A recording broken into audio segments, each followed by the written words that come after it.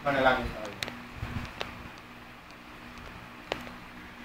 Ama namin mapapahal, kami nagsalsalo sa pagkain ng bigay, ay humiling ng lakas mong inilalaan upang ang kagandahang loob namin madagdagan sa paglilingkod namin sa iyong kadakilangan na nagpapaalab sa pag-ibig namin sa kapwa-tao. Sa pagmamagitan ng Kristo kasama ng Espiritu Santo, magpas sa walang hanggan. Amen. Well, salamat sa inyong lahat sa pag-appreciate sa ating kalaro ngayon sa kawasan. Maraming salamat po.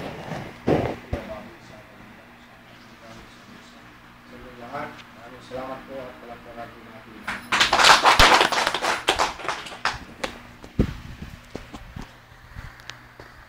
Marami ang bulang ito sa gusto natin.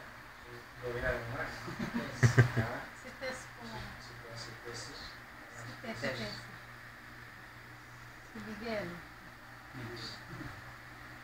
Sumainyo ang Panginoon at sumainyo mo kayo tingin ng biyaya ng Diyos.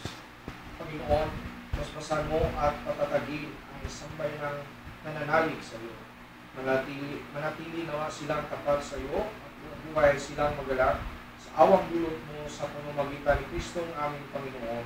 Amen. Sumainyo ang pagpapala ng dakilang Diyos, Ama at Anak at Espiritu Santo. Amen. Gusto po ang ating pagdiriwang, umayo kayo at lingkuran ang bawat isa sa diwa ng kababang loob ng tuwa. Salamat sa Diyos.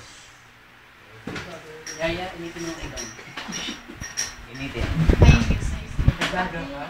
Kiss mo ako. Ano yan? Naglagang ka? Naglagang ka? Buksan mo Ayan, lang. Berna.